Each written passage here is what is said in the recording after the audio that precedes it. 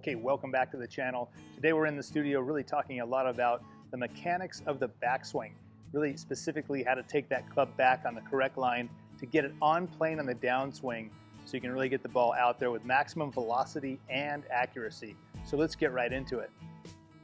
So for many of you who have had lessons over the years and done a lot of video, you know that taking that club back can be a bit problematic for a lot of players. We see a lot of inside takeaways where the club's getting around the corner over here and then lifted up somehow, and then a variety of downswings. We see people coming over the top, on plane, under the plane, all kinds of problems on the downswing because the backswing is so far off plane. And one thing you'll want to know that sort of the balance of the club, really, if the club's going back properly, is the club when it gets up halfway back here, and when it's on plane and it's balanced, you're going to find that that club is sitting more up on its end. It just swings better. It's a lighter position for the club. It's easier for you to handle. And once it's in that more upright position, it tends to drop really nicely and get on plane coming down. So when it comes to getting the club back properly, let's go over a couple ways that you can really work on to fix that backswing to get it out of that inside move. Okay, first let's talk about some of the ways people get the club to the inside too quickly. So there are a few ways people do it. People are pretty creative in how they can get that club around the corner. So we see a lot of things. We see twisting of the arms. That's very common, where players are just simply rotating the forearms and twisting the club back to the inside. That's a very common one. We see in a very early turn, we see the shoulders and hips actually turning too early in the backswing, and that just dragging the club to the inside. Every now and then you can see someone over-activating the wrists and simply bending the wrists back on the takeaway to get it to the inside as well. And to fix those things, we have to get that club up on the plane and up on a better angle. And you can start to control the body fairly easily for most people, but then it comes down to what are they going to do with their hands and arms differently to get the club back straight. So let's talk about a couple of things you can do to really fix that pretty quickly. Okay, so when I take my address position here and start to work on this takeaway, the one thing we know is the body motion. If the body's turning too early or getting too much of this movement, that club can get whipped to the inside really quickly. That's relatively easy to help people slow down, just to get the club moving back with the arms working more directly this way. So you see a lot of players sometimes working on, Ricky Fowler and other players that actually do a little sort of half takeaway waggle to get that club on a nice plane. That's probably because they've had trouble getting the club around the corner. Back when I used to work with Weir on the tour, one of his faults is to get the club going this way too quickly because of hockey and that kind of thing. So we worked a lot to get that club up in the front, and that's how he developed more of a big waggle to get it on plane. If you're a player who gets it quickly to the inside, you could adapt a waggle that goes up a little more to help give you that feel as well.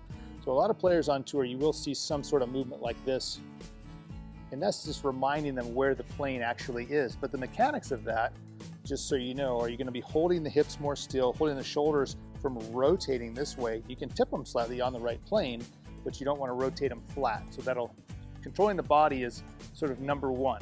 Number two is you only have a couple options to get the club elevating, actually going upward. And that's what it needs to do. The club head itself and the club, it's all got to go up instead of around. So you have a couple options. One is, and they work in tandem, but one is the actual lifting of the arm. So this motion, a small amount of lifting has to happen to get your club up into the air.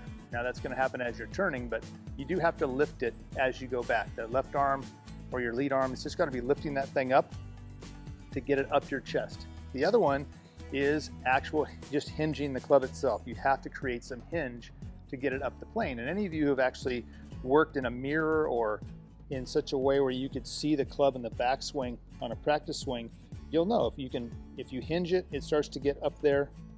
But if you turn too quickly and don't lift your arms and you hinge it, you're still back here somewhere. It's still going to get back here around the corner. You have to have some element of lifting while you're starting to turn, because your left arm or the front arm has to start moving up towards where you see this microphone is. It actually has to start moving upward as I'm turning to keep that club out in front of you and working up the plane. If your arms get stuck too low, even if you're hinging it, you're still going to have this kind of a look where your arms are way too low and the club's way too inside. So I find when it comes to training in this correct movement for a lot of players, if they do smaller moves, it's a lot easier to build it in. So if you have a way to hit into a net or a hitting station like this, somewhat better because you can't actually see ball flight. You're not too caught up in what's happening. Now I happen to have a launch monitor here that really that tracks the plane, and it's a Rapsodo product, and it does track the swing plane, so I can see after I hit it where the plane was, and if I'm a player that was coming around and over like that, I can then see that traced out on the iPad here, which is great. I can start to confirm my feel with the shot. So when I'm working at first though, however, I'm going to be working really on this movement here where I'm holding my hips more still. I'm allowing this arm to get out here in front of me, and I am creating some hinge. Now from your angle, you can see I'm clearly going outside. I'm actually moving off the plane out that direction. So like a Jim Furyk, a Ryan Moore, that's out in front. And I'm only doing that in these small drills because if my habit is down in here somewhere, I'm really getting this thing around the corner to the inside, I have to do a little bit of practice to sort of break that habit. So I'm gonna go ahead and work this club outside for a few shots, allow it to hinge, allow it to lift, and just reduce the amount of turn I have right off the ball. Okay, let's take one last look at a tour player here, Justin Thomas, pretty famous for his routine. And we can see the plane here, shaft plane at address, and getting ready to go. He's gonna have a sort of a big waggle to just sense where that plane is. And even looks back at it. You'd have to ask him exactly what he's looking at there, whether it's only club plane or is he looking a little club face as well. He's certainly checking it, probably subconsciously at this point, but he's set it back on the plane to remind himself where that plane is. Look down the fairway.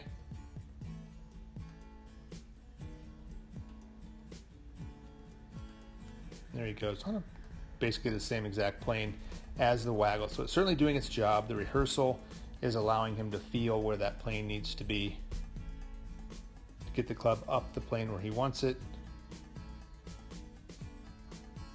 Back end impact. One last look here at Justin Thomas hitting an iron shot, working on that big waggle, get the club up the plane, back in, settle in, and go. And you'll notice when they work on these waggles in the pre-swing, there's a certain rhythm to it, tempo that they've practiced. It's not just doing the movement. There has to be a flow to it and a rhythm to it. And if you're a player that really struggles to keep your club on plane in the takeaway, I highly suggest you work on some drills in a mirror to work on this type of a takeaway. And if you have to incorporate a bigger waggle, go ahead and try it. It might just be the thing you've been looking for to help cure your backswing. Okay, well, I hope you enjoyed this video.